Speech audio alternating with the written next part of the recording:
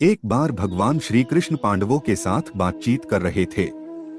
भगवान उस समय कर्ण की उदारता की बार बार प्रशंसा करते थे। यह बात अर्जुन को अच्छी नहीं लगी। अर्जुन ने कहा, श्याम सुंदर, हमारे बड़े भाई धर्मराज जी से बढ़कर उदार तो कोई है नहीं, फिर आप उनके सामने कर्ण की इतनी प्रशंसा क्यों करते हैं? भगवान ने कहा, यह बात मैं तुम्हें फिर कभी समझा दूंगा।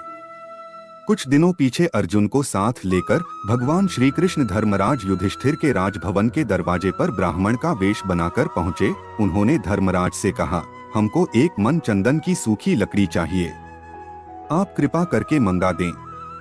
उस दिन जोर की वर्षा हो रही थी। कहीं से भी लकड़ी लाने पर वह अवश्य भीग जाती।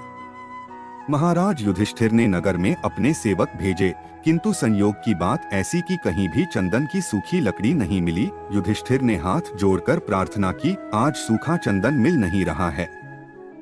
आप लोग कोई और वस्तु चाहें तो तुरंत दी जा सकती है। भगवान ने कहा, सूखा चंदन नहीं मिलता तो न सही, हमें कुछ और नहीं चाहिए। वहां से अर्जुन को साथ लिए उसी ब्राह्मण के वेश में भगवान कर्ण के यहाँ पहुँचे। कर्ण ने बड़ी श्रद्धा से उनका स्वागत किया। भगवान ने कहा, हमें इसी समय एक मन सूखी लकड़ी चाहिए। कर्ण ने दोनों ब्राह्मणों को आसन पर बैठाकर उनकी पूजा की। फिर धनुष चढ़ाकर उन्होंने बाण उठाया। बाण मार मारकर कर्ण ने अपने सुंदर महल के मूल्यवान किंवाड़, चौखटें, पलंग आदि तोड़ डाले और लकड़ियों का ढेर लगा दिया। सब लकड़ियां चंदन की थीं। यह देखकर भगवान ने कर्ण से कहा, तुमने सूखी लकड़ियों के लिए इतनी मूल्यवान वस्तुएं क्यों नष्ट की? कर्ण हाथ जोड़कर बोले, इस समय वर्षा हो रही है, बाहर से लकड़ी मंगाने में देर होगी, आप लोगों को रुकना पड़ेगा, लकड़ी भीग भी जाएगी। ये सब वस्तुएं तो फिर बन जाएगी, किंतु मेरे यहाँ आए अतिथि को निराश होना पड़े या कष्ट हो तो वह दुख मेरे हृदय से कभी दूर नहीं होगा। भगवान ने कर्ण को यशस्वी होने का आशीर्वाद दिया और वहां से अर्जुन के साथ चले आए। लौटकर भगवान ने अर्जुन से कहा, अर्जुन देखो, धर्मराज युधिष्ठिर के भवन के द्वार, चौखटें भी चंदन की हैं, चंदन की दूसरी वस्तुएं भी राजभवन में हैं।